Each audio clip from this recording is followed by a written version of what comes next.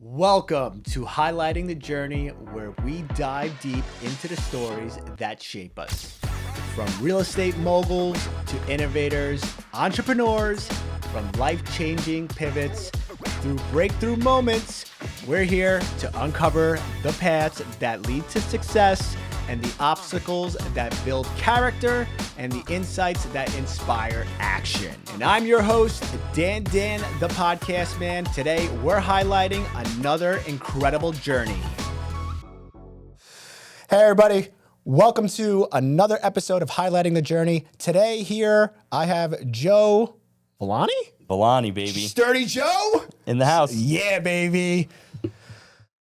Well, plug yourself in. Say hello. That's it, Sturdy Joe. So, highlighting the journey. So, we'll start with the basics. Joe Villani, Sturdy Joe. I'm a 30-year-old father, business owner. He's fucking husband. already. He's already answered all the questions I was going to ask. Keep going. No, you're doing great. So, I was saying, who am I? You know, Who are like you? I said, I'm a 30-year-old father, husband, business owner, podcaster, podcast guest. Poscanian. And yeah, we're just, it's funny you talk about, like you said, the title of the podcast is Highlighting the Journey, and it's something that, as you're going through it, like I don't really take too much time to reflect on like how far I've come and the process and like the actual journey. I think because I feel like I'm always in it. Like I feel like I'm always still in like chapter 1, and Really? yeah, I do. I think possibly because I'm chaotic and I'm always doing new things. You might be able to relate. I can relate. Because you're just like a podcast guest on my podcast, and then you're like, fuck it, we're starting a podcast. And we have a lot of synergy in that because you're a doer, and it's not like, it's not an effort thing. It's not like you like think like, oh, I want to do stuff. It's just like idea, steps to make it happen, And then do it. And then just fucking try it. So one thing I've definitely learned in my life in the recent years is to stop. It's like analysis paralysis crap. 100% is the biggest bane of people's existence. Forget about all that. Even the cost behind doing the podcast, we even talk about how much it costs to do. It's a lot of fucking money. Yeah. And I'm just like, I don't care. I want to do it. It's something I've always wanted to do. I'm just going to do it. Works great. It doesn't work. Whatever. At least I know I gave it a shot, and that what makes me feel good. And there was never the money. Yes, is a big component of it, but at the same time, it's not. It's just I've learned to really just say, if I'm going to do something, and once I say I'm going to do it, that's it. I'm going to do it. People use money as a reason not to do things. And there's certain people in certain situations. You got 6 kids, you're a single mother. Like, obviously, of course, if you're picking feeding your children over doing certain things, obviously. But I think most of the people we know in the neighborhoods we grew up in and the circumstances they grew up in, I think they use money as just an excuse not to do something. And I was part of that. And I think we all were, yeah. Well, we grew up with hardworking parents, and I have a lot of coaching and I have a lot of good mentorship.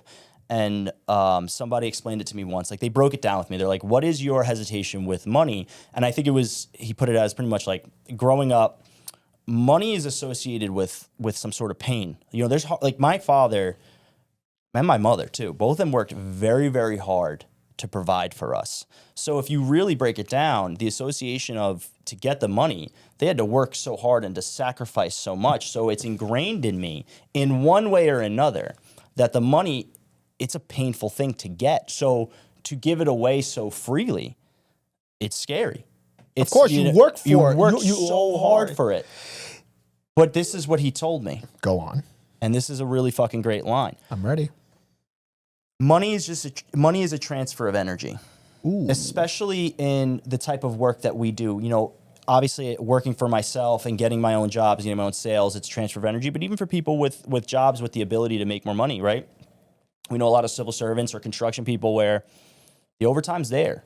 So the money's there. You gotta trade more energy to get it. Yeah. So I had to do, like you said, the podcast was a big one too, because paying for social media, it's a big expense. It's a big expense. And it's not the classic buy an ad, get a lead, get paid for it. So the initial ROI isn't. There is no ROI. Yeah, and there is none.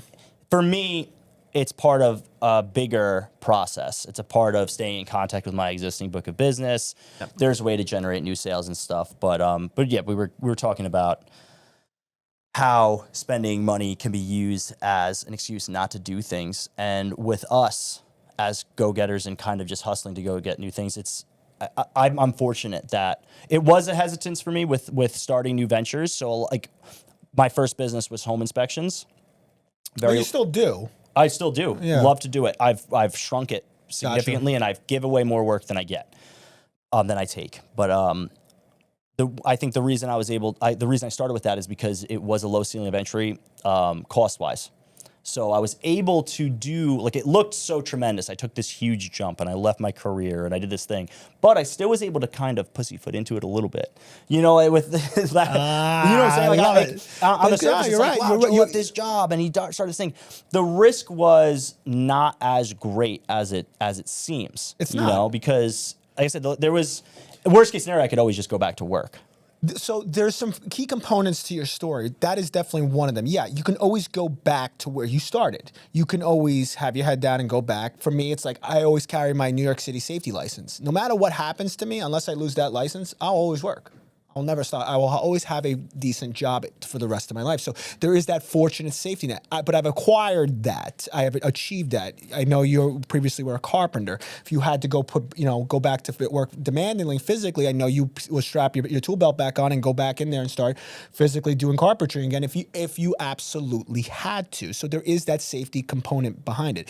The other thing, we're talking about money. You're mentioning a lot of incredible stuff, and I love the way you express the how it's a form of energy. My mentality of money too, because I grew up in that setting, and I've watched my parents struggle. I knew what time of year it was when my dad wasn't working, and there was less presence, or there was just really like turn off the lights in the house. Don't like stop running the water. Like just really like cut back. And both my parents, grew up in Sicily. Their parents went through World War II. They had nothing. You come to my house in Sicily, previously, we had a water tank that would only be for 3 days worth of water. And then I had one of my friends come, and he's notorious for taking a 45-minute shower. You hop in the shower, rinse off, throw the soap on. That's all the water. But he did it. He ran all the water, and then I think it was like at night, nothing was flushing. And we're like, wonderful. So the scarcity, how to achieve money was a very different mentality. That's why I talk about, because a lot of the position I find myself in a lot is people, I end up being the friend that's like, quit your job to start a business. Of course. I'm a psychotic person like that. And it's it. really, that's like the saying, but it's more like just do what makes you happy, do what makes you feel fulfilled, and do what lets you be the best version of yourself. And the reason I say our communities, where we're from, our neighborhoods, most of the people that we're dealing with are in the circumstances to take risk, because that's the truth, is that in a lot of the world, that's the reality people live with. And that's my grandparents were living in southern Italy during World War II. That's what they lived through. So they came to America and they kept that mindset. And then even my father, the same thing. My parents hustled so hard, and like, it's funny, like I do a lot of air conditioning stuff. I grew up with no air conditioning, right? So that's like my struggle. By the way, in Italy, there is zero air conditioning. But that's how it is. And even if we had it, thinking about how my dad was, like, he wouldn't turn it on. What do you know how much like the electricity is going? You ever see that Family Guy? You ever watch Family Guy? Of course, yeah. Yeah, it's like that's one of the first season. I think it's even the first episode. It's like who touched the thermostat? Like, all the dads start flying in. The good thing is, like, being a short guy in my house, for the longest time I couldn't reach the thermostat, so I was always my brother's 6'3", and my other one's 6 foot. So I'm not just short. I'm short, like, genetically but my father's 5'4", so it's totally, I'm the real. How tall is your mother? She's she's taller than me, so 7 foot. I don't know. Anyone taller than me is automatically 6 foot. They can be 5'8", and they're 6 foot to me. So she's probably 5'7", 5'8", tall lady. And my dad's 5'4", so what's to say about him? He's a G. That's a G, dude. He really is. He's a G. Dude, growing up, because my brothers are older, growing up watching my 5'4" dad just get in my 6'3" brother's face, just like, oh, gotta get that. They don't matter. Yeah, gangster. He's an OG. Don't My dad's matter. a nut. Papa Moosey, we call him. He's a nut. But all right, so. All right, we were talking. Are you taking over the? Keep going. This is your podcast now. I want to step back because, like I said, I don't have a lot of opportunities to talk about how I got from the beginning to now. And that's where I really, because hold on, before you keep yapping away, shut up for 1 second. I'll try. All right. I watch you. You know, I've been watching you for the last roughly about a year now, and you're just one of those people I watch, and I start to admire. I love watching people that start from the beginning, and now they're here. And that's where I was, because I used to be that person on the other side, on Instagram, on Facebook, watching other people. Even I just had Mike Tantino on him. I watched him go from nothing to something. I'm just like, yo, I'm so invested in this I person. love it. I watched his whole story. I watched the second he started, because I started following. Even in the beginning, I didn't even like go on Instagram for business. I didn't even understand that was a thing you did. So like 2018, 2019, I'm a few years into business. Plus, he's a guy. No, I would be on Instagram, but I'd be like scrolling through the dumbest shit. Like I didn't look at it as a business tool. So it was like Mike. I give credit to Mike all the time. He in our market is the first successful social media marketing home inspector, 100% in our market, without a doubt. Nobody did social media home inspection wise like Mike did it, and nobody like the dude is a marketing genius in our industry. He pioneered so much shit that you see so many other guys doing now, and the problem with just the saturation of people and followers and all that stuff. There's no way to know it. I watched it live, so I saw him doing stuff first. He was first. There's so many little home inspecting marketing things that Mike was fucking doing first. So I do love that. I watched his whole home inspection journey. Like you were a home inspector, and so that's definitely somebody you would definitely watch from the beginning and stuff. But yeah, I watched somebody like I watched him out of jealousy. Good. I watched him out of. Should be jealous. I watched him out of because me and Mike had this long conversation where he said, like, and I've told him this. He knows this. He's like, I feel bad posting on Instagram sometimes. Like, why? Why? He's like, well, because I don't want people to feel bad, like they're not, oh, you make me feel bad I'm not going to the gym. But no, I watch it and I see it differently. Yes, at first I was jealous, but when I pop Mike's Instagram on and I see that he went to the gym, like, oh shit, did I go to the gym today? I should be going to the gym. Oh, he read today? Why the hell didn't I read today? So my mind frame has definitely shifted from taking things so personally, because yes, it's a giant mirror. You're a giant mirror of like, oh, this is all the shit you haven't been doing. Because he doesn't do it in a flaunty way. No, there's no flaunting. It's just a receipt. He's just posting receipts. Like that's all it is. Like, this is what I'm doing. And Mike is just like a really like I said it. I came in and you were like, oh, you guys are friends. You're supposed to be competition. I'm like, no, he's one of the realest dudes in our industry, because there's so much bullshit, especially with social media. There's so much bullshit, and real estate's like a sexy thing. So it's like, ooh la la. Yeah, but Mike's a real dude. Like everything he's doing, he's really doing it every day. And what you're saying about like him posting, and he's posting it not to be flaunty and to be braggy. He's posting it as like, I can do it, you can do it. Hell yeah. And that's like kind of like the perspective that I want. And even like with my story is like, there's nothing, nobody's special, but like I do think like we all have so much power. Like every one of us has so much power to build the life that we want, to be the person that we want, which is I think something people don't think about enough. Think about the car we want. Think about the title. We think about how much money we want to make, but I don't think people think about who they want to be and how they want people to feel in the interactions that they're in. So that's really like what I'd want to do more is you want to be like me? I want to be like Dan, man. I want to be Dan the safety man, man. No, I could never be. I told you, I was the worst safety person. Oh yeah, ever, I screenshotted you working on the deck, by the way. Yeah, that's funny. But no, Joe, I watch you, and you're just, and we talk all the time. You're the people I want in my circle. You're the people I want to pick up the phone and like, yo, I got a great idea, and I know I could pitch it to you, and you're like, yeah, let's go do it. And we've already talked about a bunch of stuff that we want to do, and that's the kind of people I'm with. It's just like, and yes, there is thought, strategizing, and then planning, and then sometimes it's just like, yo, just go fucking do it. But see, like even that, like obviously the synergy's there, like because we're both like high energy and get shit done. Oh, we're both alpha males, so very tough to do a podcast like this, by the way. Hold on, let me move up right there. Fix yourself up. He got a pump up. Did you pump? Did you get? You didn't say I was doing dips in the lobby, man. I doing dips. I didn't work out today. But you're saying like we're the type of people to do stuff, but like I think everyone I know can do it. Everyone I know has the capability to build the life they want, to do the things they want to do. And I hate seeing people stuck in situations that they don't want to be in. And obviously, again, there's circumstances where if you have people depending on you, then you have to make really selfless decisions. And I get that. But I think there's, especially with our generation, starting their lives so much later. Yeah. You know, So this is one thing, to pick your story a little bit. And you're 30 years old. How many kids you have? 3. And how old are they? 5, 4, and 8 months. See, like for somebody like me, I wish I did what you did. I wish I had kids and that many at a younger age. I love the fact that you did that. I love the fact that you have this beautiful family. That's like one of my favorite things. Believe it or not, one of the favorite things I see is seeing your family and seeing a young guy trying to do it with a young and you with young and having kids that old already. And I have kids now, but I'm 35. I have a 2-year-old and I have a 1-year-old, and I'm very blessed. I'm extremely happy. But I'm like, look at my kids. I'm like, oh, the hell did I think? Did you feel like in the time you spent before having kids, did you feel like you were doing the things you wanted to do with intention? Did you feel like you were living your truth? No, I was not. I think that's the difference. And I respect what you're saying. And I think that's what makes me upset is that I have friends who will look me in the eye and I respect them for it. They're like, I do not want what you have right now. Good. Don't like how crazy would it be if they had a kid and they're like, I fucking hate this. Live your truth. For me, as a younger person, for whatever fucking reasons my wife and I have, we wanted to start our life earlier. And that was the truth that I wanted to live.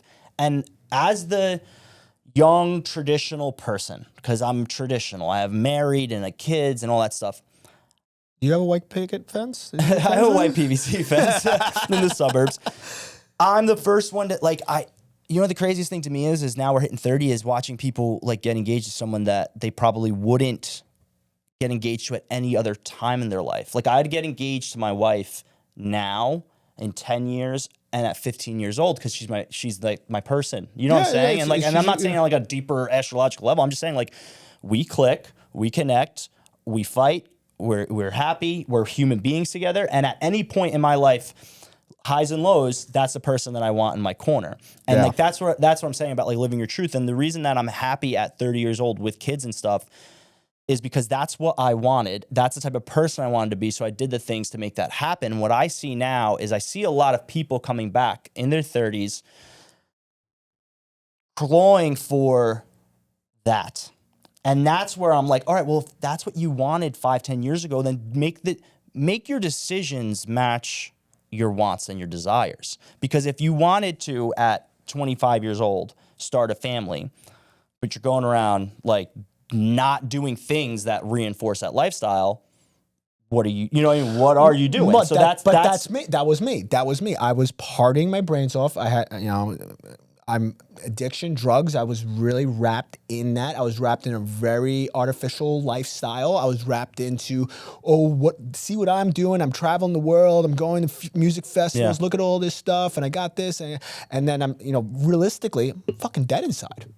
Why do you think you felt like, because listen, I think that there's a lot of good in that. You enjoyed yourself. You enjoyed your freedom and stuff. So that was a lot of what you're doing. But I do see a lot of young people, and I feel like they feel obligated to do that. Did you feel like you were obligated to kind of like live very free? You know what I mean? Like you're saying, like looking back, like you felt like it wasn't fulfilling to you. Then like, why do you think that that's what you were doing? I think, well, ultimately for me, it was just, I just had a lot of shit in my way. Yeah. I just was not mature. Yeah. I was just all these things. Very perfect example. I knew I wanted to buy real estate and be a real estate investor when I was 20 years old. Yeah. And it took me at the age of 31, 32 to finally actually get there and actually do it. Because I had my wife on and she's like, when did you think you wanted to start doing real? Well, she even asked me a better question. She's like, when did you know roughly about like the moment where like you think you were supposed to do something greater? And it's very ironic because I just was on the podcast with Mike here. And I told Mike at the age of 16 I didn't want to live anymore, believe it or not. But simultaneously, it's such a crazy like opposite effect. There was that portion where I didn't want to live anymore, and then there's this other portion of me that says I am meant for something 10 times better. But that psychological problems I was having was overseeing that aspect, but I knew I had that thought. I think that it's like the genius crazy thing. I think they coincide. I think what that feeling was at 16 years old, and I'm going to bring it back. There's a reason that I'm dissecting this right now, because you wanted it so badly, but you didn't have the tools and you didn't have that guidance. Like we've talked about in the past before, like how influential our fathers were on our work ethic. So our fathers gave us a great work ethic, but there's a lot of things that, because they're one person and not one person has all the answers, you didn't have the coaching, the consulting, the guidance. And so you're saying now, in the past few years, you post about it all the time, the past year of your life has been crazy. Like, This has been the best year of my life. you had on Carl. Yep. Who is he? He's my coach. He's your fucking coach. So he gave you tools to help you get the things that you wanted. Yeah. So he's an older person who, even if you exchanged money for the help, he gave you help and gave you the answers that you can't come to on your own. And that's what helps you get to where you want. And this is my issue with where we are with the world today, and I'm going to say young men a lot, and I don't want people to assume it's young men. Where we are with, I as a young man, I can only speak in my brain. So to where I see other young men are struggling with is, you're 20 years old. You're not supposed to know what the fuck to do. Nobody does. Nobody does. I didn't. I wore it well because I was surrounded by a lot of older people. Everyone in my life is older than me. My siblings are 4, 6, 8 years older. My wife's siblings are 10 and 12 years older. I'm surrounded by a lot of people older. So I was able to put the mask on of looking like I knew what I was doing. I had no fucking clue. And I had you talk about like pivotal moments, right? 22 years old, I leave the union. I want to start doing home inspections. I knew nothing about business. You left the union at 22, so I started at 18. Okay. I did 3.5 years. I bought a house. It had an apartment in it. My wife graduated college. We got married. You ready? This is a story, and I posted about it before, but it's very funny. I'm ready to laugh. We get engaged. We're moved in together. We're 20 years old, which is hilarious. I look at that as I look back as that is so funny. Because if a 20-year-old was like, I'm getting engaged, be like, what are you doing? And if you would have asked me then, like, the people in my life knew, like, even my father says it all the time. He's like, I could try to tell you no, but you were so, you were going to do it anyway. Didn't matter. So at that point, we're engaged, working in the union, and I just knew, like, I wanted to kind of do something different. And then when I got the house, I had an apartment in it. The expenses were lower, and my wife was going to start working. So it was like going to be different. The dynamic was going to be different. So I started looking at different career paths because I was so young. My friends are just graduating college, like looking into their career paths. Like the union almost pretty much became college for me. Like that was like my 4 years of college. And now I'm going to pick my career path. So I was looking at different options. Well, I love that you said that. That's a really good way to kind of envision that, because like you could say what you want. And I'm going to be quite honest. You going through the union and working in New York City construction, and I'll say it flat out, I'm going to say it made you a man and it toughened you up. Yeah, 100%. And people are scared to use these words. It's not. It's the truth. I went through that process too. 19, started as a safety guy and young guy. Dan, the safety guy at that point. Fragile guy, but shoulders like this, head down, and no confidence. And I think I didn't get confidence in my role. And I had my license at the age of 23. I was putting up a 42-story building at the age of 23. That safety license, and it's so funny because unless you know the industry, like that safety license is worth gold. Like the safety license is hard to get. It is the king of all licenses. Yeah. So I was and you can't throw me off. You can't fire me. F you. It's either me or him. So what are you gonna pick? There's 300 workers on the job site, and that's a whole nother story. My ego and everything. But what I'm trying to get at was I didn't get to the toughness level because at age 23 is when I achieved my license. And my dad was disconnected. Now I'm on a job site. You're on your own. I'm on my own. Independence. Now I'm in a New York City construction site, diverse to every type of culture, every type of language. Million different people, million different backstories. Yeah. And I have no clue how to navigate that. And I'm going up to this guy that's been in the industry for 30 years saying, yo, tie off. Yo, Dan, why don't you go fuck yourself? But that was actually the nicest thing he probably could have said. Because there's probably so much worse things said. I've had the most creative insults thrown at me on a construction site. But getting beaten down, getting actually fired off construction sites because of lack of inexperience, lack of able to handle a construction crew, 100%, until I got to like the age of like 28, where I was shoulders back. That's still crazy young too, because you're dealing with all 40, 50-year-old grizzled dudes like that. Like you said, they don't respect you. They don't care about what you're saying. And my dad taught me the trade secrets, when to talk, when not to talk, all this stuff. But it still was good, valuable lessons. And I didn't really understand what he taught me until later, until I was by myself. And like, yo, my dad was right. Don't be in that meeting. Be in that meeting. And just certain, like, just cues and don'ts, and like read people's their body language and how they're expressing things. Now me, it's just like my shoulders are back. I see a guy that's sweating his ass off. He's hammering away, but maybe he's not. Let's use tie off. He's not hooked up. He could fall off the building. My first initial reaction is not to scream and yell at this guy. My screaming and yelling days are over. I just go like, I'll pull him and say, "Yo," and he'd be like, "Yeah, like, step away. Come on, let's talk."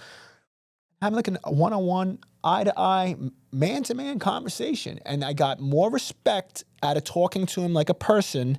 And then he'll do the right thing. And then, If you ever work with Hunter Roberts people, I have. You got to ask about John Pesci because you're talking. I've said this to you last time. You're talking exactly how this man John Pesci would carry himself. He was the fucking man. He is the safety guy that did what you're explaining to me now. Every other safety guy would. It was a Schwann's measuring match. I fucking said to do this. Yeah, I'm gonna get you kicked off. No, John Pesci was the most stereotypical guy named John Pesci. He was quiet. He was very low key. He's a 5'8" Italian guy surrounded by, dude. These guys that we work with are 7 feet tall. Some of them. They are guys who would be. They'd be the warriors with a sword and a shield, slaughtering people, and they're working construction. These guys their hands are this big. Yeah. And that's one real quick. I never understood that. I see some construction work. It's like bone density. Their hands are just so big. Like they could be. There's 6'3" guys, and then there's 6'3" guys with double the bone density, and I call it bouncer build. There's some guys and I love guys like that. I have a good friend. This dude he's not the tallest, but in any room he's the biggest dude because his hands are just like it's gigantic. But so this guy John Pesci could get anyone to listen. Because I think it takes time. The dude was probably in his 50s at that point. Yeah. He had authority. There's authority to do it, and he demanded respect. That he would speak to you respectfully in a way that was like, if you tell him to go fuck himself, you put the ball in the person's court. Like, I'm going to speak to you respectfully. I'm going to tell you what I'm doing, which you've explained to me before. That's how this dude would handle himself, and that was the first safety guy. He was the head safety guy of the whole job, and anyone could tell me anything. If he asked me to put my hard hat on, put my glasses on, put my gloves on, I was like, yeah, no problem, John. Because I did not want. I'm also like not a scumbag. I didn't want to screw the guy over. I didn't want to disrespect him. And that's the other thing too. Because I work, I'm a director now, and when I first got hired, I know people are tensed up, and they see me, and then like, oh man, safety guy. And I look at them like, guys, I'm just like you. I'm going to talk to you. I'll let you know. Do the right thing. Listen, I'm not talking about like you just working unsafely, like you forgot your hard hat or you forgot your glasses. My concern is if it's negligence and stupidity, that's going to get yourself killed. That's what I'm ultimately worried about. But if I come up to you and tell you to do something, just do it. I'll move on my day. I got nothing else to say. But you do it again, I'll tell you one more time. And listen, the third time ain't going to be the third time. You're gone. And the way and the tone I just gave it to you, it's like you said, I'm telling you so respectfully and so nicely, I would expect it back just the other day. So I don't want to mention names because that's not fair. But basically, it's this whole entire thing where money's being tied up. And I'm in the position to say, you have to give me this money back. And I could say whatever I want. I have the documents. I have everything in my court. Instead, because they're having trouble, instead of me swinging at them saying, you know what, if you don't pay me back, I'm going to sue you. I'm going to screw you, man. I said to them, listen, you guys are right. What can I do to help you? What do you need to pay me back? I don't look at things like that anymore. I don't look at this people's lives so black and white. Just because, like you said, I have all the cards in my hand. I have everything to say, you know what? No, you better pay me back right now. We're going to court. But you know what's funny is you're talking about going back to like talking about like the position you're in now and how with the rentals, with the homes, and with and family, it's something you wanted earlier. But there is an appreciation for the person you are now, the experiences you've had in life that allows you to handle the situations you're put in now much better. And I look at that when I started doing home inspections. I had no idea what I was doing business wise. I didn't know how to market. I just thought I would start and I just the leads will just come to me. If I would have gotten the work even 3 years in, the workload at the beginning, I would have failed. I would have failed because I wasn't the person who could handle that workload. And I think the universe works in funny ways where it kind of gives you what you can handle, and it's up to you to take it. You could turn it all away and turn a blind eye to it, but I think at the time, like I said, I was hungry and I wanted those things at that time, but it wasn't presented to me. And actually, it's a blessing because I would have fumbled it. And in the same sense of what you're talking about, if you were put in that position, there's so many positions that I'm put in today. Right now, the workload that I have right now would crush me even 2 years ago. And like handling it like it's just another day, because it is just another day. It's always just another day. I get to go home to a beautiful family, so whatever's happening at work is absolutely meaningless. I'll recover from it, and my kids will love me the same way, 100%. But like I said, the circumstance I'm in now, the universe is giving to me because I'm the person that can handle it. So as much as 10 years ago, 5 years ago, I would love to have been in this position then. I probably would have fucked it up anyway, you know? So that's why I also like going back to like the journey and life and people wanting things is like, do things in your time, do things with intention, do what makes you happy, but do things like if this is the stage of life that you're in, embrace it. Don't rush it. Yes. And that's funny coming from the 30-year-old with 3 kids. I'm not saying don't rush it. It's not funny. It's I don't think it's funny at all. It's just because there is no clock, realistically. Mm-hmm. There is no real clock when you're supposed to do this, when you're supposed to learn that. You hear, so like, real quick story, my wife's grandma, Nana, 87 years old, threw the first pitch for the New York Yankees. That's so cool, man. You know, not the elderly woman, but you think like, oh, she's towards the end. No, she's doing this. She might be peaking right now. Seriously. Like for me as a Yankees fan, that might be the best moment of my life, and that's at 80-something years old. It's amazing. She lost her husband 5 years ago, and then she started this nonprofit organization donating clothes to moms with that can't get strollers, baby clothes. So awesome. It's incredible. So she out of her basement. Start fucking doing it. And then all of a sudden, she has a shop in Rockville Center. All of a sudden, we're standing there 3 weeks ago. She's there throwing the first pitch. That's so funny. And they're doing clothes with all the Yankee players. So I don't want to hear, it's when is your time? You're never gonna know. There is no clock. There's none of it. And you're right. I hear a lot of it's too late for me. From young, it's never, and I love that. Like as I get older, the term young people gets older and older. So like I hear people in their 30s saying it's too late for them, and I'm like, you're young. I know you're not young. I think you're the same age as me. Yeah. But you know what I'm saying? Like how many people in our age group that I just feel like there's just this general, and I've brought this up on like podcasts before. It's like I just feel like there's this general negativity where everything's fucked. Never gonna get ahead. I'm never gonna buy a house. I'm never gonna get what I want. And it's like I think it's social media. I think it's just it's really defeating, and it's like if you already have a scarcity mindset, and then social media shows you all this shit. You got a kid your age on a yacht. It's like, well, how else are you going to feel besides defeated? So there's a bunch of things to break down there. Number one, you have to understand what is rich and wealth to you. I know what my definition is. It's to have freedom with my time. That's wealth. To have my kids home healthy, my wife home, a nice cooked meal, a roof over my head. I am rich as fucking hell right now. Might not say $1 million in my bank account, but I am filthy rich right now. Mm-hmm. That's my definition. What people don't understand is a bunch of few things. And this, I think a lot of stuff have been, there's a loss of art of multiple things. When I got sober, I did not have a God in my life. Clear cut, I thought God was out to get me. Screw Dan Giambrone, go to hell, your life's a misery. But I was so sick and suffering by all the shit. You can mention social media, definitely being one component. There's all these things out there, food, drugs, alcohol, video games. I can name the list on and on. It doesn't matter what it is. But I didn't have a God, and that was my biggest problem in my life without even realizing it until I got sober, and I figured out when I was getting sober that I was really searching for God. And then I found my God of understanding, not a traditional Catholic way. I was raised Catholic, but I just have a God that, like you said, you're talking about the universe, whatever. God would never put something in my path where I couldn't handle. But back then, he still put those things in my hand, and I took it as, oh, I can't handle it. No, it's BS. I've heard stories in the rooms, and not to get into details and names, but I've been around enough people. We're hearing people losing their kids and fires and car accidents and all these crazy, crazy, crazy stories. The most insane stories in my life, and I hear it come out of their mouth. Yes, I'm 6 years sober, and they lost a loved one, a child, and I'm like, and my brain goes, how the hell did you stay sober? How do you keep propelling forward? I think that if I heard one of my kids or something, God forbid, happening to one of my family members like that, I would bring me to my knees and say, I can't do this anymore.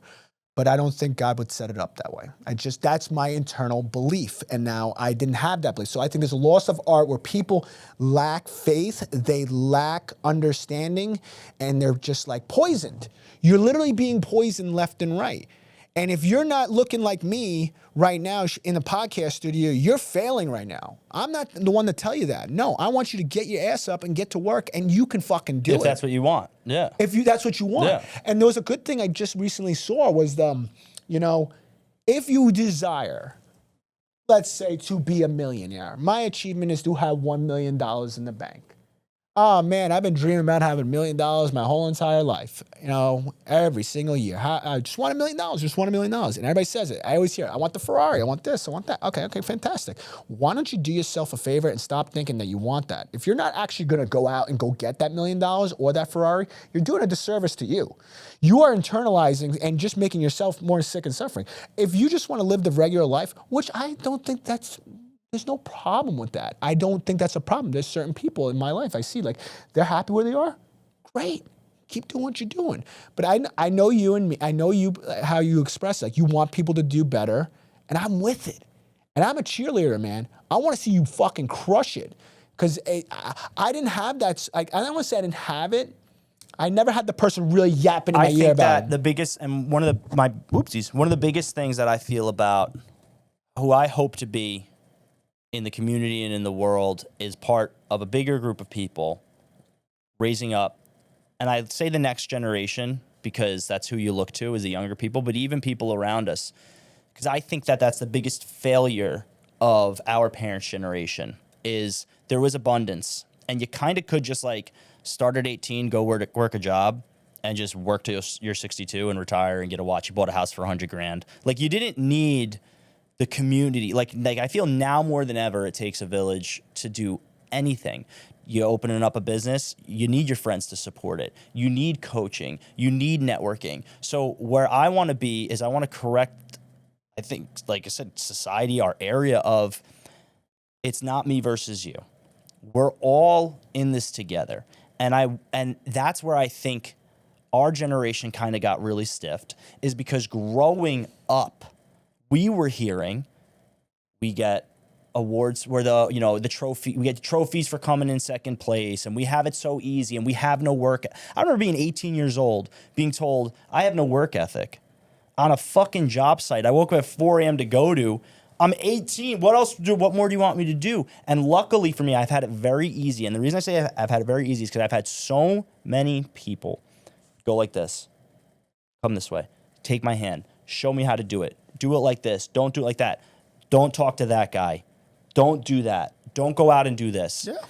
And so I'm lucky because I'm the outlier where I had so many good people who, like I said, didn't give me anything but good advice, good tips, what not to do. And that's what I want to be for other people.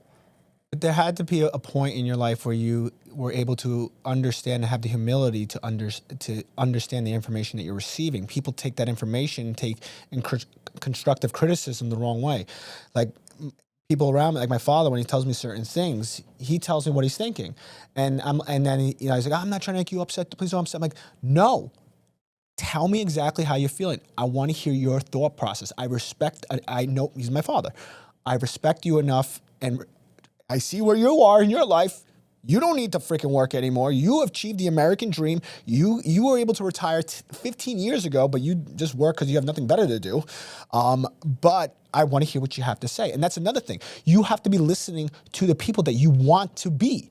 So yeah, you can listen to, you can listen to the guy that says, you want to get this, start selling all these ads. No, but like, listen to the people. Like, I look at you, if whoever I'm looking at, I want to be that person.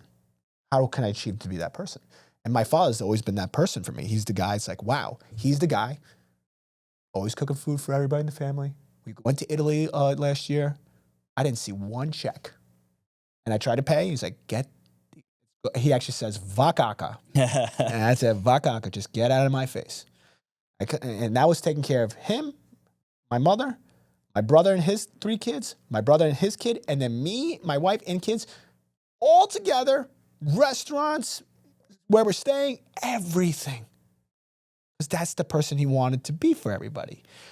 And you have to take advice from the people from Well, that. I think what I see with that too is I see strong male leadership in your family. He's not a perfect man.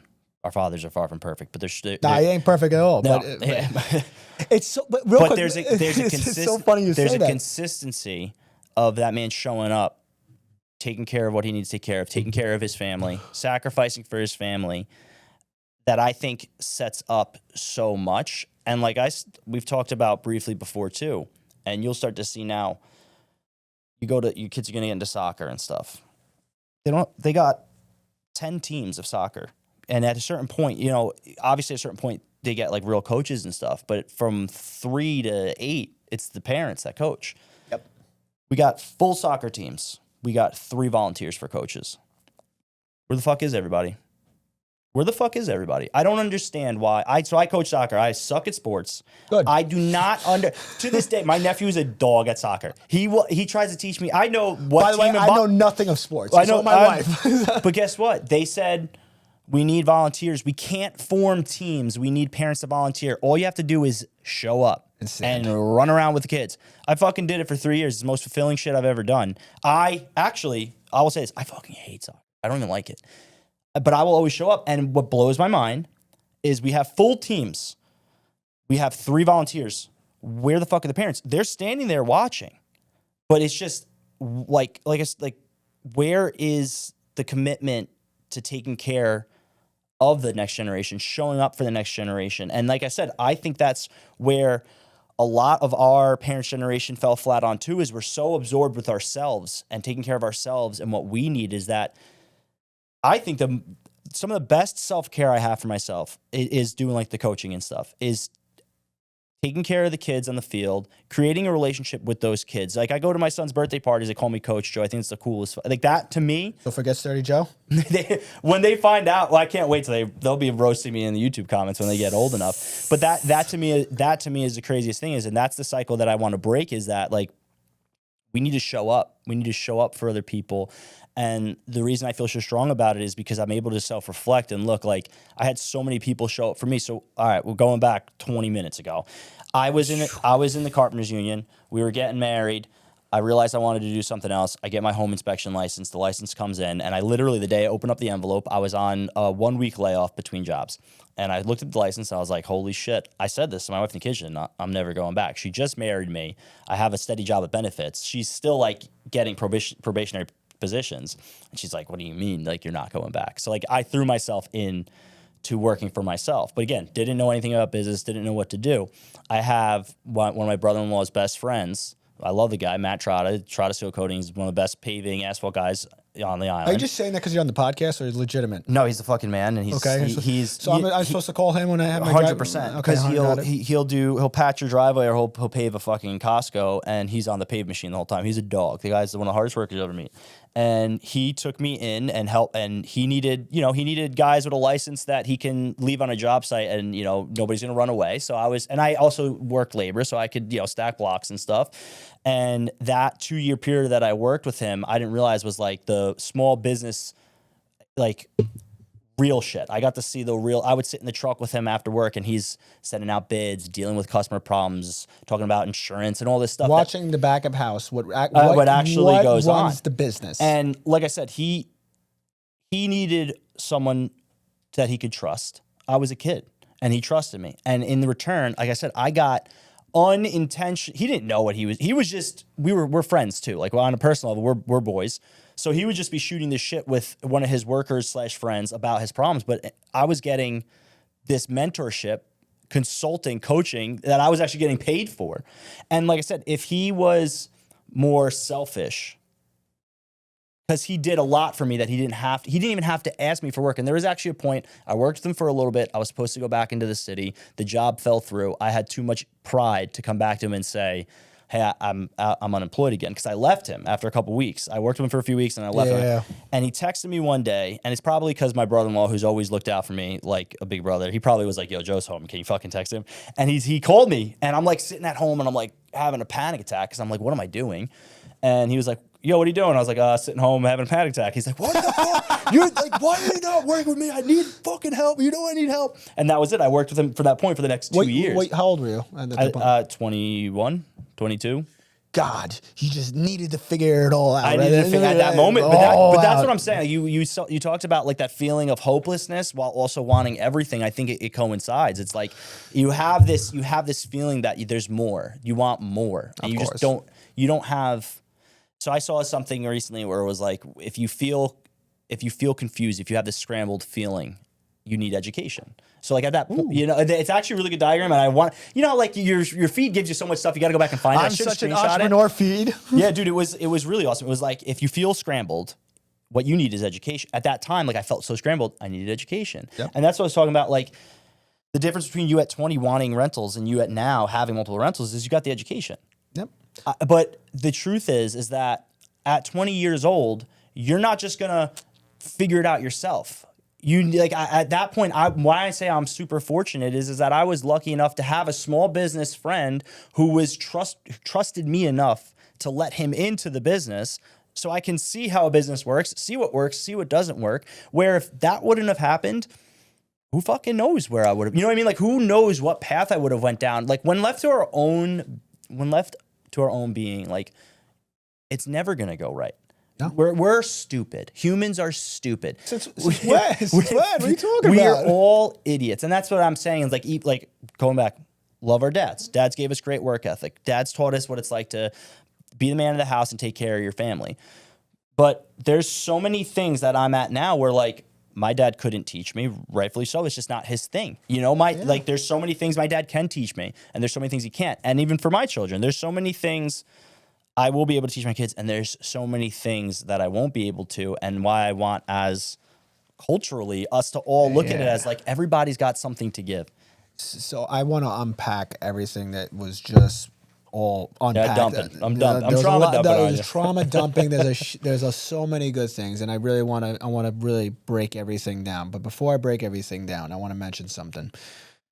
It's so nice what I have of my father right now. My father straight up tells me, I was my age, 30 years old. Like, I had no idea what I was doing. I bought a rental property. I had no idea. I cut the house open. I was trying to blow out the dormer. I didn't know how to put shingles on. I went to the library. He kept saying, I didn't know. I still don't know. And he's laughing at me. He's like, I had no freaking clue. And then in my eyes, I'm a kid. Yo, this is the guy. He had all the answers. He had all the answers. What are you talking about? Yeah. And for him to be that vulnerable and honest to me, and I think that's also timing too. You get there's a time you need to know that your dad's a human being. Not because you're a father. And I think that's the most reinforcing thing is like we're all just trying. We're all like, this is your first day with your kids at this age, with you at this age, and tomorrow will be the first day with them. You know what I mean? Like we're always growing, always learning. Yes. Yeah. At 18 years old, you needed to think your dad was fucking General and Patton. He had to. 100%. Well, these are the things too where people fail to understand. I see a lot of things, and I'll like stuff that you're mentioning. I don't know how parents are parenting now. I see certain things, and this isn't to pass judgment on them. Listen, everybody's whatever you want to be, but this is what I see, and this is my philosophy. I see parents trying to be not a parent. Like what I was talking about before, I think people are in the position where they felt obligated at this point in my life, I need to become a parent because that's whatever reason. And I think going to the coaching thing, I think that's why they don't want to coach. It's because they don't want to it's an inconvenience to them. Of course. They want to get through the 16 years, 18 years until the kid can go out and drive by themselves, and they don't even want to fucking 100%. Parent. So I love my daughter. I love her so much that I have to be tough on her. She's 2 years old. How are you going to be tough on a 2-year-old? Well, I am. She starts crying. I said, are you done? And she keeps getting louder. I grab her within a few seconds. I bring her right up to her room. I put her in the bed. I said, you stay right there when you're done. And then I start to walk away. And then she says, I'm done. And okay, let's go play. And what she finally understands is this. You could feel mad. You could feel angry. You have the ability to scream. Doesn't mean you should be doing it. You have to understand your feelings and emotions are valid. I am not discrediting that. Yeah. But you're not going to be at a restaurant saying that you're going to throw a tension can. Yeah, over the dumbest shit ever. Yes. Yeah. That's what the kids will default to doing. They'll freak out. And I'm a product of that. Not because I understand why my parents are this way about me. I was raised what you said, but then I was raised very soft. I was, because I had Where are you in the sibling? I'm the youngest. Me too. I was raised soft too. So just so my audience has some context, I have a scar on my head. I got this when I was 10 months old. Yeah. And what happened was, 10 months old, my grandma was holding me. She fell down the stairs. I hit my head and didn't see any visual damage. My grandma broke her arm. Oof. Thank God, at that time, my grandfather was on the phone with my dad, and this was 1990, by the way. He's on my phone with my dad. My dad's on a payphone, the laborers union. He's in Jersey City. And my grandfather, they don't speak not a word of English. So these his parents? These are my dad's parents. Oh. My grandfather told my dad on the phone, "Oh my God, your mother fell down the stairs." Holy shit. They picked me up and put me in the crib. And my father was asking, like, "What's going on? What is he okay? What's going on?" He's like, he's nodding in and out. I was like, but there was no visual damage. Yeah, of course. And kids hit their head all the time. My dad hangs up the phone, payphone, calls 911. I don't know how my dad did it. Within 40 minutes, got from Jersey City to Massapequa. That's so crazy. Yeah. The ambulance came and they picked me up and they brought me to the hospital. They had to bring me to one hospital and they couldn't figure it out, and they rushed me to another hospital. And then what happened is that the surgeon said I was bleeding internally. So like what happened is that this little dot right here. Yeah. They had to take the pressure out of my head. Yep. And then they fixed the vein going across my head this way. And then while all this was happening, my parents were at the hospital. They told me I had like a 50-50 shot to live and all this stuff. And then, I'm lucky I came out of it. I was okay, but I had a major learning disability. I was in special ed for quite some time. I have a bad speech problem, hence why I was having well, it's that and that my parents speak a Sicilian too. So I was like, I just having this mesh of shit. But what happened was when my parents, they felt so bad for me. Mm-hmm. It was such a traumatizing thing for them. It's just their natural default was to say yes to me. Yeah, well, Dan been through it. Dan been through it at 10 months old. We'll let him slide a little bit. But it was doing a disservice to me, what I come to learn. And I don't blame my parents, because if that happened to my kid, I'll be doing the same shit. They're human beings, I'm brother. going to do the same shit. I joke around and tell my wife all the time, I'm like, we're doing things to our kids that they're going to have to work out in therapy too. Like, you know what I mean? Like, it's like nobody, and that's the most important, nobody's fucking perfect. We're all just trying. Just try your best. But don't be a piece of shit. But like, nobody's perfect. But when I got older, there was like this, when recovery started. I couldn't imagine. It gives me chills. I couldn't imagine looking at my 10-month-old and them telling me that I want to cry. I have an 8-month-old baby. I would throw up at the thought of so what you're talking about with falling down the stairs, my nephew, he fell down the stairs, hit his head bad, and they were freaking out because they thought he cracked his skull. And then thank God, luckily, they're like, he's 100% fine. They're like, the doctor even like jokingly said to them, like, he can still go to Harvard, don't worry. Like, he was 100% fine. But it's just like it happens. This shit happens all the time. But thank God my skull wasn't fully developed, because then I don't think I would be here. It's so crazy that the scars grew. Like, I thought that was something that happened in adulthood. No, there's a running joke. The job site joke. You look like you got scratched by a bear. With the new company I'm with, one of the guys I work with, he's like, we got to come up with. I told him the story. He's like, we got to come up with a good story. Like, you were kicked by a horse jockey. No, it looks like a bear scratch. And you could say a bear so scratch. he's a big smoker. So I said, yeah, but the horse. I was a jockey, and the horse kicked me in the back of the head. But the horse was inflicted by a cigarette butt that you caused. Like, I just come to so gotta go back to safety. My wife says I was abducted by aliens. That's a good one too. Oh yeah. There's so many.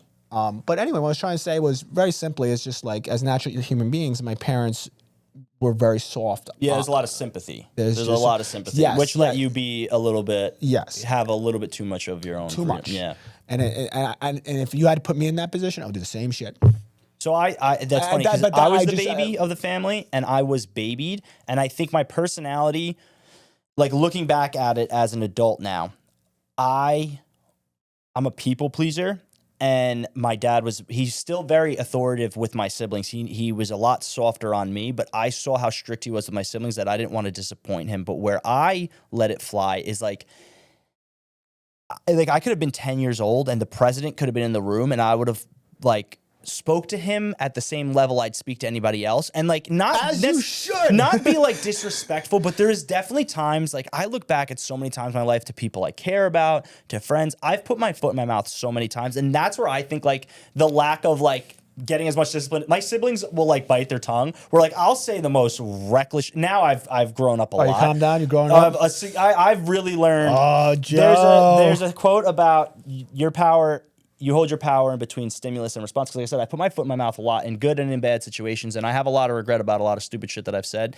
And your power is in between stimulus and response. That space between stimulus and response is where all your strength lies. And when you learned the patience of controlling yourself. And as a parent, that's the biggest thing. Because so many times when your kid does something, that's the stimulus is them doing some dumb shit that really pisses you off. And the response is how you're really molding their brain for the rest of their life. Like I'm put in this situation to grow up, especially with parenting, with business, with responsibilities. I'm put in the situation to grow up, and I've told myself I want to make the better decisions. So that was where I felt, like I said, like there's a lot in my close personal relationships where something would trigger me, and I would just say whatever the fuck I wanted without thinking of the repercussions. And that's something that I've worked out, like hopefully a lot in adulthood, because that comes with time. Yeah. That settling comes with time, and then you understand. And then like one of the big things I've learned in my life, and very simply, it's like doesn't need to be said. Yeah, doesn't need to be said at that very moment in time, or it is the information you do need to say, but it needs to be hold off. But let the things calm down, and then have the conversation. Like I've learned the art of like when to say something, when not to say something. Think everything you say, but don't say everything you think. I have a notepad of so many quotes. I love quotes. Oh, bro. Forget about you. Forget about your quotes. Yeah, right I'm serious. I will send you it one day. Going back to when I was trying to unpack everything, because I want to unpack. I'm packing more in. Pack in. So, a lot of incredible stuff that you mentioned, and I just want to kind of break it down to fundamentals for everybody to kind of to make this conversation very simple. So, there is a major problem. You see it. I see it. I think people don't understand very simple things too. It's you need to be selfless. Selfless. So selfless. I'm saying selfless. Thank you. Yes. And it's not about you. It was never about you. For me, it's never about me. Every move I make, the podcast is doing its thing, and I'm set, lights are on me, but I'm trying to achieve something greater. But it's for my kids, for my wife. The things I think about are connections of what is going to provide my family the life. What is going to have the life where I can, even today, it's like I woke up, I was able to do all my work before this podcast. And then, I didn't have to step into an office and then come here and shoot the podcast. Like, it's having the ability to have the freedom and that my kids are going to be secure. At the same time, as I'm doing that for myself and my family, I have to be the parent, and that's why I'm tough on my kids. And there'll be nothing but love and care from that toughness. I will never, as I explained what I did to my daughter, the second now I say you're going to go to your room, it's over. She stops. It's done. She's starting to understand that, okay? But even when she does something wrong, like she smacked my wife. My wife smacked her. So you said she's 2? She's 2. She smacked my wife. I love the hitting age. My wife. I love it from looking back at it. Yeah. Horrible. These kids will just. I've been hit worse by my children than almost, because they just, when they realize like they can be handsy, my son would just bop. And just, so with that one, as they get older and they start to rationalize things, like words have power. So like I said, my son would get handsy, and he got older, and he is obsessed with my wife. And my wife and I have a good relationship. He feels threatened by our relationship. So he wants to be the man of the house. He's almost 6 years old.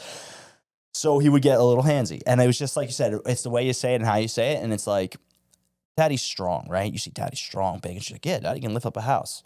And it's like, so when you hit me, you think I could hit you back twice as hard or 3 times as hard? And he looks at me, he's like, He's like, what you mean? Like, he's like, what you mean by that? And I'm like, do you think if you hit me with your strength and I hit you with daddy's strength, do you think that's gonna hurt? Yeah, and there was obliterate definitely, he's definitely moments where he's like rationalizing. He's like, you know what? I think I'm gonna stop being handsy, and it works. It 100% works. I didn't even have to hit him to get him to stop hitting me. Isn't that great? But he got to this point where he has the understanding. My daughter understands things much better. But back in the day, my daughter smacked my wife in the face. So my wife didn't smack her, but did pop her back, yeah. And she's like, "What? This happens? Yeah. You're gonna throw punches. That's what's gonna happen. You throw punches in real life. You're gonna smack somebody out there. What do you think is gonna happen?" Well, I think that's the biggest thing too with like being authoritative at home a little bit is I love when we go out and people appreciate my kids behaving. And it actually happened. My oldest brother, not a kid, openly, he says funny things and he openly says he hates children. Like he's just one of those guys, I fucking hate kids. We were at a family vacation. We were all staying in an Airbnb, and it's like days of just my family chaos. And my brother's like standing there with coffee, and he says to my wife, he was like, I got to say, like a lot of his friends have kids. Yeah. And he's like, I've been around so many kids. He's like, your kids are my favorite kids to be around. And I told my wife, I was like, that's him saying he loves you. Like that's how my brother said. If he says he's like, your kids are easily the best kids to be around. And I was like, that's what it is about. And I don't know if you follow him, like Jordan Peterson, him. It's just like home is the training ground. Training the ground for the kids. Kids can act out there, but when they come out, your kids should be able to sit at a restaurant, act appropriately, and listen, they're kids. They're going to do this. Yeah, everyone has their day, man. Yeah, and it is what it is. And also, too, there's certain days where you just don't have the patience for it, and you can't parent exactly how you want to parent, so it's like nobody's perfect. But yes, and the ethics behind it. And I think a very big thing I see, and I learned this from Michael Chernow, was like, if I say I'm going to go home, we're going home, and they keep doing what they're doing, I just turn the truck right around. I don't even give them a second to breathe. Yeah. No. Pack your stuff, let's go. Because if you put out the open threat of saying, we're going to leave, or we're going to leave. You keep doing that, you're going to leave, We're going to leave. Okay. Yeah, no, you're full of shit. You're full of shit. Well, that's how, like I said, growing up, and that for my father wasn't like that. You. That's it. We're done. We're gone. Yeah. Well, like I said, I had the benefit of watching my siblings go through teenage years and be unruly and be teenagers, and watch my dad said, my one brother lost like 30 pounds one summer because my dad was like, whatever he did, he's like, I'm gonna take your keys away, and he took his keys away, and my brother just walked everywhere, and it's like if my dad said something, he followed up with it 100%. And looking back at it, I honestly think it was always fair because like he'd take my cell phone away from like getting a letter home from school. I think it's fair. I was in 8th grade. Why did I even have a fucking cell phone? You know what I mean? So it's like, at the time I was like, fuck this guy, he sucks. But it's like, it's all part of the bigger picture though of consistency in general.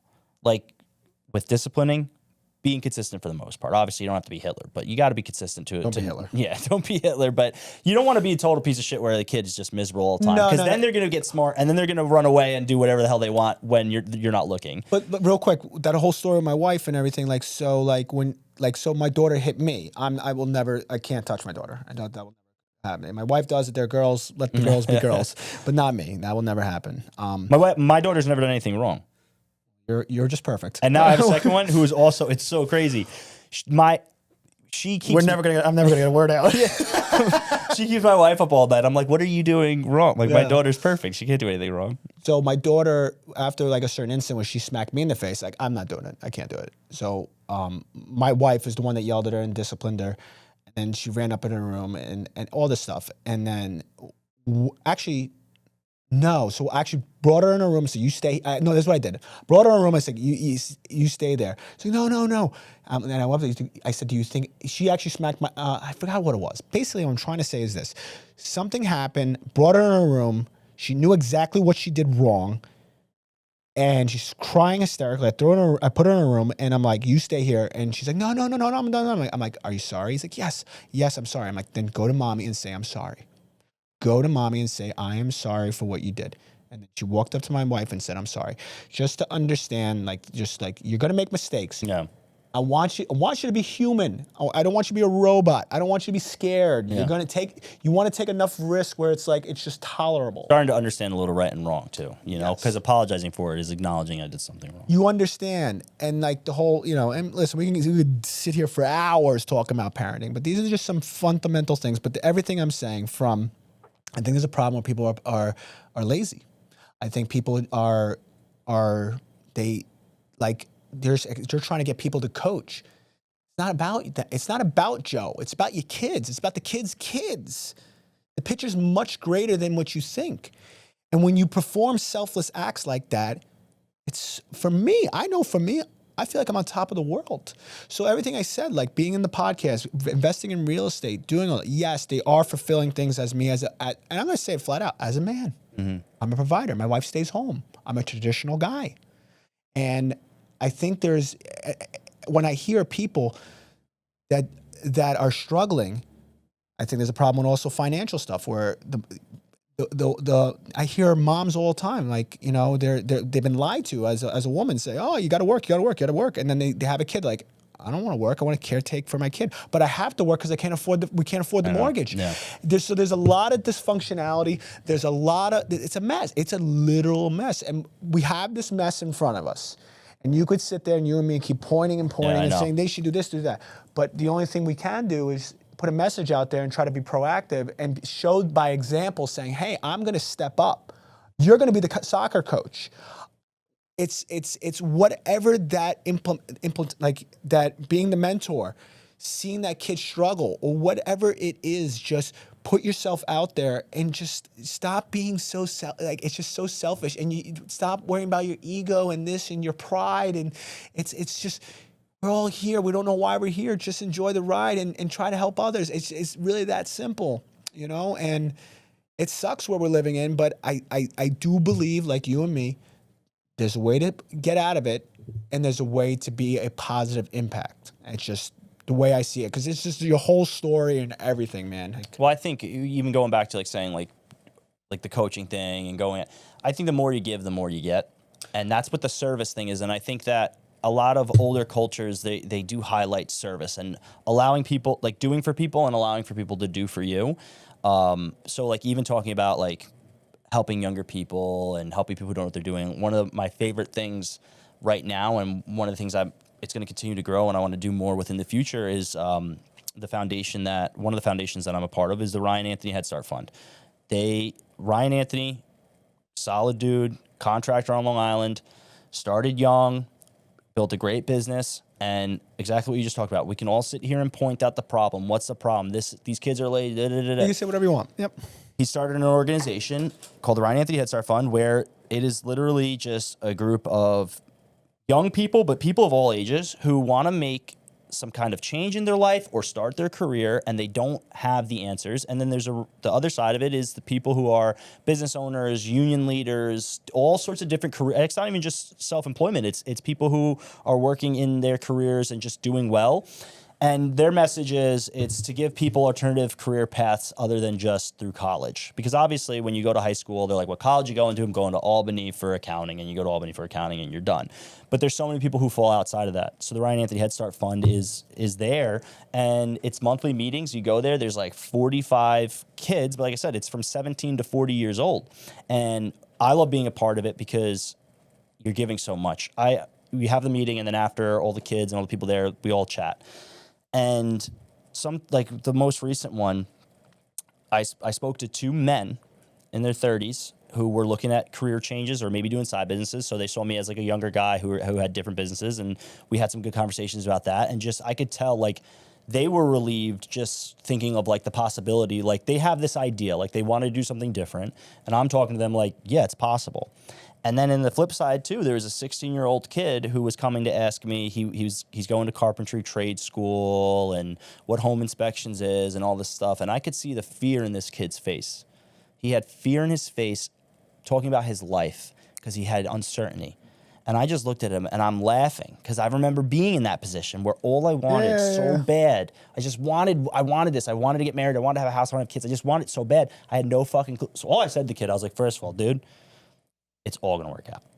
You're going to get what you want. You already are making the decisions that will get you there. You're 16 years old and you're already thinking about your career. You're years ahead of your friends. You're going to be fun. But that's and his good. face, But sometimes it's too. But bro, that's he looked good, at me and he went, "Really?" I said, "If that's what you want, that's what you're going to fucking do, right?" Yeah. I said, if that's what you want, you're here on a Wednesday night trying to figure out your career. You're 16 years old. The rest of your friends are playing Xbox. I'm pretty sure, unless you totally fuck it up, you're going to be fine. And he was like, dude, like, he was just like, "Oh, okay, good." Like, well, I don't know who scared him. Jesus, bro, this kid was. But I remember being a young kid wanting it so bad. No, of course. Let me ask you something now. You have created what, an HVAC company now, right? Yeah, we're doing installs. So can you elaborate? What's the name of it? What you do now? It's called Proven HVAC Corp. Nice. It came to be because I do inspections, and then I got into something called energy code testing. What, you slept up and said you need some HVAC now? Yeah, pretty much. It's kind of well. It's funny. Thing business wise, inspections could be. I could almost do inspections for free, and if I have something to sell to them, then it would be. Obviously, that's a crazy idea, but it's what is happening in our industry.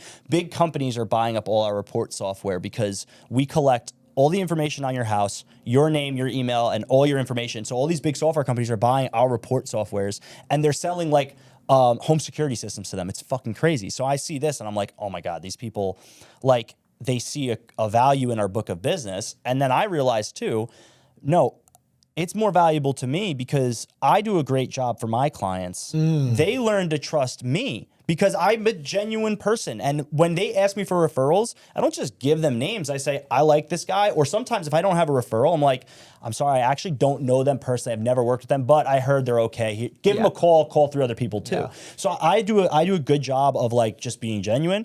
And so the thought process over like the past 5 years is like, I don't want to just hand out referrals. If I like contracting, I like getting my hands dirty, I like doing certain things, and I really love mechanicals. Man, rough guy, my hands are all cut up.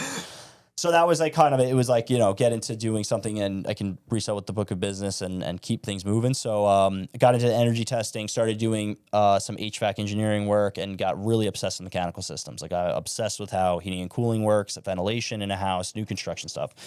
Electric heat is becoming necessary in so many parts of the state. And if you have to build in the Hamptons, you pretty much have to do a heat pump. They're very complicated systems. They have to be designed and installed properly. And you know how to do all this? I know the nerdy part of it. Cool. I know the nerdy part. Somebody's I know the gotta be the design nerd. stuff. So you're of a it. nerd. And I ended gotcha. up coaching Cool. and consulting and talking through it. So I had to find the techs to support it. So I ended up partnering with my now partner in the HVAC company, Frankie Galina. His company was FLG Home Performance. He's an HVAC install nerd. I'm a behind the computer HVAC like engineer nerd. We're 2 HVAC nerds that got together. And yeah, we've been rock and rolling. This spring we started up doing some installs here and there. So what I want to ask you, because we've dove into so many different aspects, and I'm not even quite sure if we even got the highlight of you. I feel like I'm just beginning. So we'll meet back up in 10 years. Hold on. We have talked multiple times that, I think our relationship and how things are going to work out. I know we have this is just the primer. This is episode 2 of the 100 Joe and Dan episodes. 1,000 episodes. Don't worry. We're going to be 70 still doing this. Who the fuck is watching this? So like doing all this now, because I've learned this within the last year. Are you enjoying the process? That's my favorite part. I actually apologized to my wife and I said, I'm sorry because I'm never going to stop doing this. Yeah, no, I'm going to work until I'm dead. Yeah. And but like you said, the building, the grinding of it, like the starting something new. Yeah. The process is the funnest part. I just was always on the other side. Like you keep mentioning the things people want. I want this, I want that. And people are not realizing you get to that point, and then when you hit that point, and if you're a true entrepreneur or a true go-getter, you hit that point and go, okay, what's next? Yeah. And then you didn't realize, because you'll talk about it later on. Like years go by, yo, remember when we did that? Remember we got together and you remember how fucking mad I was at you and you told me I was wrong and I told you, and it's just like those stories and like the building blocks of it, and like that's life. And people fail to understand. They just want X. It's not about X. It's about the process. It's about being in the moment. It's about being here right now. If you're watching this video right now, you're living life at this very moment, not yesterday and not tomorrow. So it's just like I've been becoming more understanding of that, especially with kids too, because I watch my kids. I'm like, I never want this to fucking end. Yeah, I know. I never want it to end. Yeah, it's just like I watch my daughter. And stay little. Watch my daughter, and then all of a sudden she goes to sleep the next day, and then she's a completely different person. Now, before we're getting to the end, but We gotta have some fun. All right, what do you want? Oh man, You heard did you overhear the last podcast? I was doing dips in the thing, so I heard a couple of them. But you can rock and roll. I have ADHD like crazy. Oh, that's not the point. The point. I don't remember him. You want to know the only one I remember? Which one you remember? So I know to scratch Because it I off. already know it. Is What? how do you make a tissue dance? You put a boogie in it. My Oh, son yeah. loves jokes, so I heard him say that. I was like, I know that one, but no, let it rip. I don't remember. How you know what I'm gonna remember? I didn't even tell you what I was gonna do. So what do you know what I'm gonna do? You were asking him questions. I heard you asking my It's questions. rapid questions. All right. All right, ready? Favorite movie? And I had time to think about this. Oh, there you go. Favorite movie? So you I didn't love hear. Star Wars stuff. I'm a big Star Wars nerd. But which one? Is it- Episode 3. You're the Revenge of the Sith. It's my favorite movie. Yeah, I grew up with it. I was in 5th grade when it came out. It's a great out of the I'm the generation that likes the out of the prequels. prequel. I gotta give that's the best one out of the prequel. But really,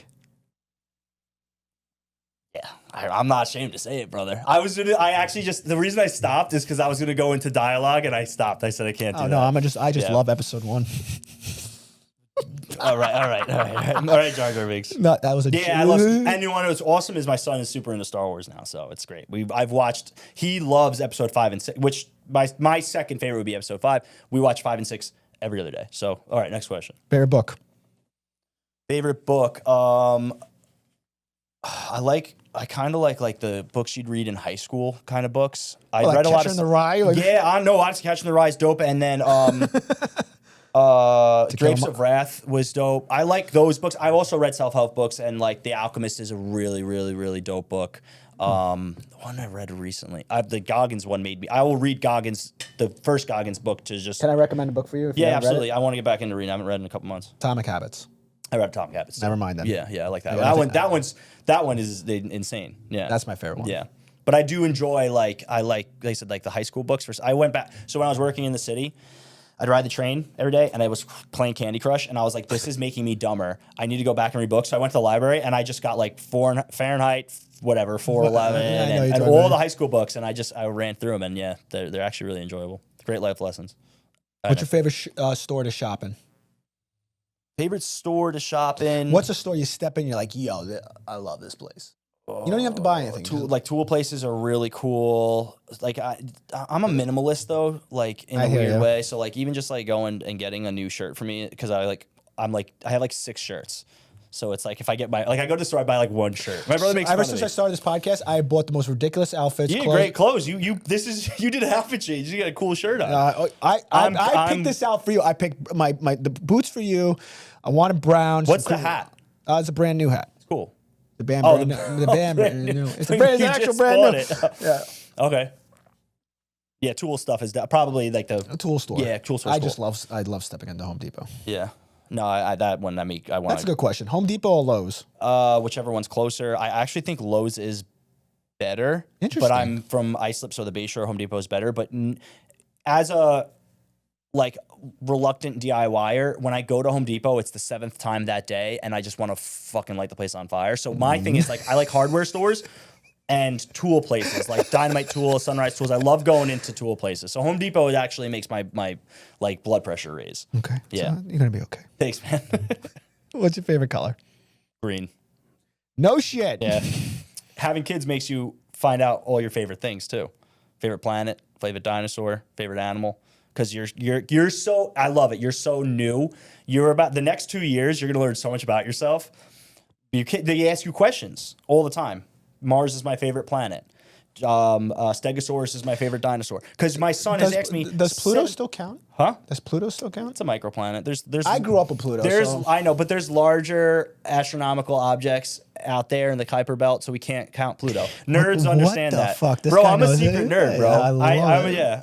did you play World of Warcraft? No, I was bad. I was youngest, so I'd watch my brothers play video games. I was terrible at video games. I would always sit there and watch. Okay. Favorite ice cream? Favorite ice. I love sherbet. Does that count? Yeah. I crush sherbet. If you have one superpower, what would it be? Strength. The gym guy. To outlift all your friends. What would yours be? Wow. Flying? I had some good ones. I had Reading people's minds. No, that's No, see, that will fuck me up. If I knew what you're thinking right now, I would just. Yeah, I'll be that's destroyed. what I'm saying. Professor Xavier, Charles Xavier's got a because, horrible life. Like, yeah, you could get great information. You can win at literally everything, but then you'll be like, I'll hear my wife and hear the real things she thinks about me. We don't need to hear the I don't real need to hear thoughts. that. Like, wow. Yeah, I think it's you're like, super Ken, I strange. love you. No, go to hell. Like, I hate his hat.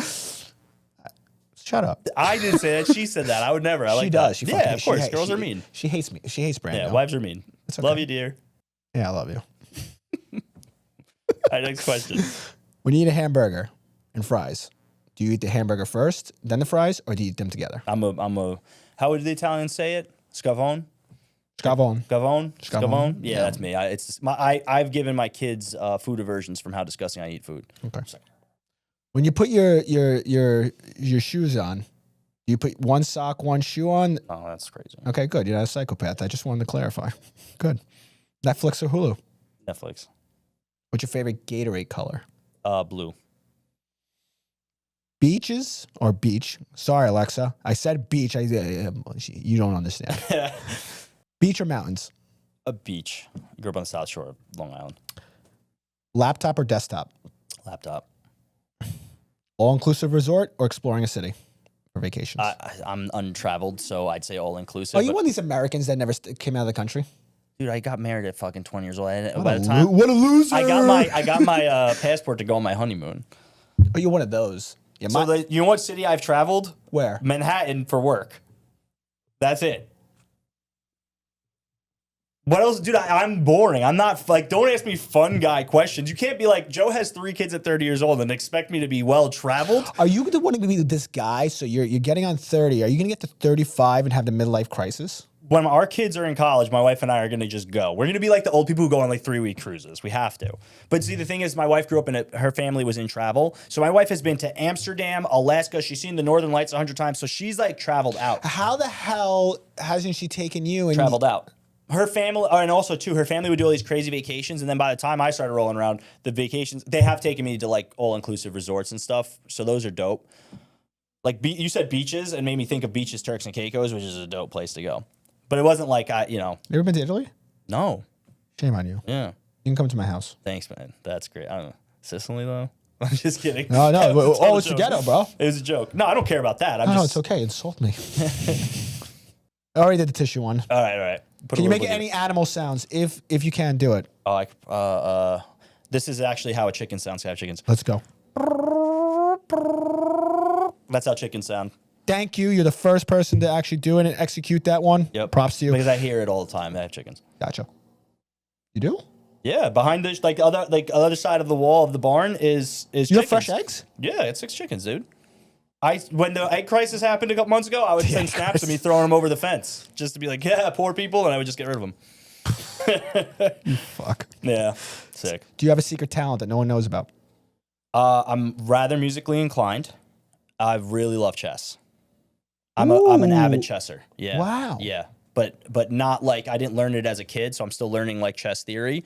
But I do think I could slice and dice regular people at chess. I think I could. Slice and dice. Yeah. And like I said, I'm rather musically inclined. I can rip a trumpet. I want to ask this question, but I feel like you're somebody. I don't know. Well, I'll just ask it. What was the last movie you cried? In a parenthood, I cry watching Bluey. So, yeah, Okay, so everything. Bluey. Yeah, My Bluey. last movie. Yeah, Okay. honestly, probably Bluey. What's No, honestly, recently yeah. it was Encanto. You ever watch Encanto? Oh yeah. Yeah, it gives me. And also, Luke. Did you ever watch Luca? That's all I'm watching right now. Dude, it's on repeat. The ending. With the theatric, he's on the train. But we watched it I last night. love music, it's because there's something. However, my brain's wired, I like get really heightened feelings through music. So the musical score of the train when he's leaving the train. Oh yes, I know exactly. Gives what you're me talking about. chills. Yeah, watched it last night. Yeah, great. Oh, so dope. Watch. All my kids want to do is go to Italy and eat pesto. You ever watched the movie Interstellar? Of course. Yeah. Well, I mean, I'll put on like Hans Zimmer playlists to do work and stuff. That's Yeah. my favorite movie. Oh, cool. Yeah, I watched it in IMAX. December. That's insane. Don't say your kids and your wife for this one, Yeah, please. yeah. Please. What can't you not live without? Coffee. Good answer. Yeah, black, no sugar. Arrgh. Like, oh, man. What was It's your actually good for you. What's your first email address? So my first email address would probably be one of the AIM ones. My Nice. AIMs are classic. My first AIM. You ready? I'm ready. That's the whole point of the question. I'm in 3rd grade. My sister's probably like a junior in high school. AIM comes out. You're and 1994, by the way, so I know. 95, but it's okay. Never mind. DJ Joey 369, and you want to know why? Is because DJ, Little John's To the Window to the Wall. I wanted to be a DJ in third, like probably 2nd or 3rd grade, because my sister was in the high school, and like you had these party anthems, and that's what. So it was DJ Joey 369 was my first. I like it. Yeah, What's your favorite Mario Kart character? Luigi. I'm a big Luigi guy. Green, Luigi. But yeah. now again, this is coming back because my kids are playing Mario Kart a lot, and like they pick characters for me. So I find Toad funny because I see him in myself. I think everybody thinks they're the fucking hero. I think I'm fucking Toad. I think I'm fucking Toad. Yo, did you see the Super Mario Brothers movie? Yeah, great movie. I'm on repeat with that. That one you cried. That one is, I cannot, like, They did such a good job. I just couldn't believe it. Yeah. It was just because I expected it came to off the suck. original. If you Yeah, I know, the classic one. It's like- original. And they were drunk during that whole movie. Yeah, it seems like it. What's the strangest thing in your fridge right now? Want to laugh? That's the whole point, but yes, go on. Probably 7 ounces of breast milk. Probably my wife's breastfeeding. That's not funny, but okay. Well, it's strange. Why is that? No, that's normal. All right, I guess. All right. So Besides the breast after milk, that, yeah. What's like a weird item that just... probably too many hot dogs. You know what I mean? Like no person should eat that many hot dogs. Do you save the hot dogs? No, I mean like to be cooked. Like we have just 16 on deck all the time because we just crush hot dogs in this house. What is your guilty pleasure song? And this is a song like you throw on the car and you'll sing. Oh, like a good belter girly song. Yeah, it could be. It's a guilty pleasure. Yeah, so yeah. a girly like My Heart Will Go On is such a fun, because that's another one. I watched Titanic in adulthood. Holy shit, that movie's crazy. It's a fucked up movie. Nobody warned me that you watch everyone die with. I watched Titanic for the first time 2 or 3 years ago at 4 a.m. because I would take the baby when she woke up, my second one, and I would watch movies. So I was crushing movies. So I was like, fuck it, we're watching Titanic. And 3 hours later, the sun comes up, my wife comes down, and I'm like, yo, like this fucking movie is so good. That score is insane. I can't even end this podcast. You're too fucking funny, bro. I'm an idiot. I know. I love it. What's it like an overrated food? Like somebody says you gotta have this, like, and you're just like nah. I think when things get to like I can't give one answer, but like right now, and I am obsessed with pizza, but The pregnancy, it's happening. You just had. When did you have the kid? You just had your kid. She's 8 months old, 7, 8 months old. See, yeah, are you diving into cake and pizza right now? Still, Me? Yeah. Why wouldn't I be? I'm just asking. Dude. I eat horribly. So I love pizza, but I hate that like because pizza's popular, they'll just put like an ice cream cake on pizza. Like I hate when they do that. Hamburgers, I love a hamburger, but like you'd go to the city. Don't ruin the original Yeah, recipe. that's too much. Like you're not making it good. If you can't serve up a ridiculous regular slice, don't impress me with putting tasty food. Oh wow, you put fried chicken on a slice of pizza. Yeah, you didn't make good pizza. You made good fried chicken, and then there's just bread, cheese, and sauce, which can never be bad. Bread, cheese, and sauce can never be bad. Am I wrong though? I think I'm right. You're 100% right, because this is the problem with America. America screws up all our food's fucked, and the other problem is to try to complicate simple recipes. You go to Italy, you have a bowl of pasta, sauce. It is the best thing you ever do it. I'm a do it simple, do it right. So like my cooking is very basic. I love to cook. My wife and I will cook together. I like doing the simple things right. I'm not overcomplicated because my one brother's like a chef. Proponent to everything we talk about. You got to do the little things right. Yeah, hell yeah. But that's it with food too. 100%. 100%. What's your biggest pet peeve?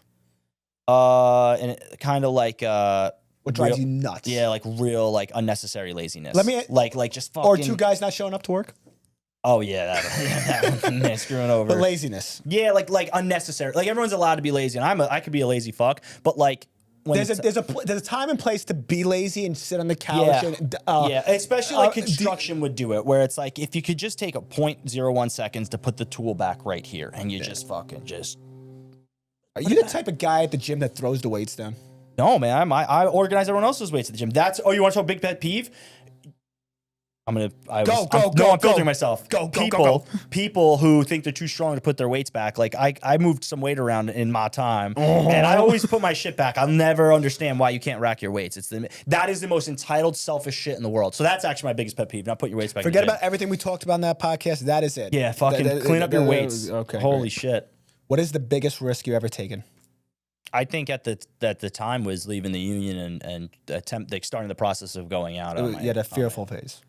Huh? It was a fearful like point. Yeah, it was total uncertainty. Where now, like, I take a lot of risks, but there's less uncertainty. This is the final question. This is whether or not we're gonna remain friends or not.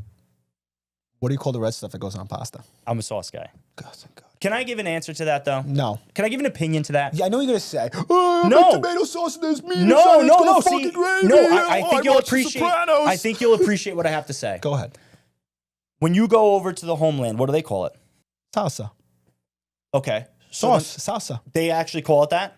Yes. So my thought process was, at some point, somebody's ancestors came to New York.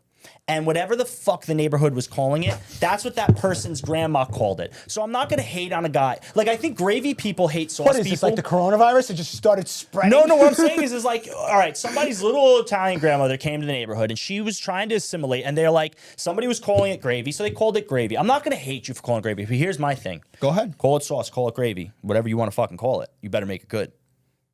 You want to call it gravy, or you want to call it fucking sauce, you better put some effort into it. It better cook for a long time, and it better be fucking good. That's my point.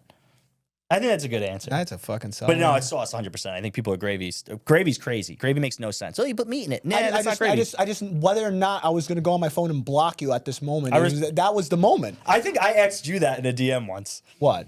I think you were like, ask me any question. I'm going to go back and look. I think I threw that at you because I wanted to know.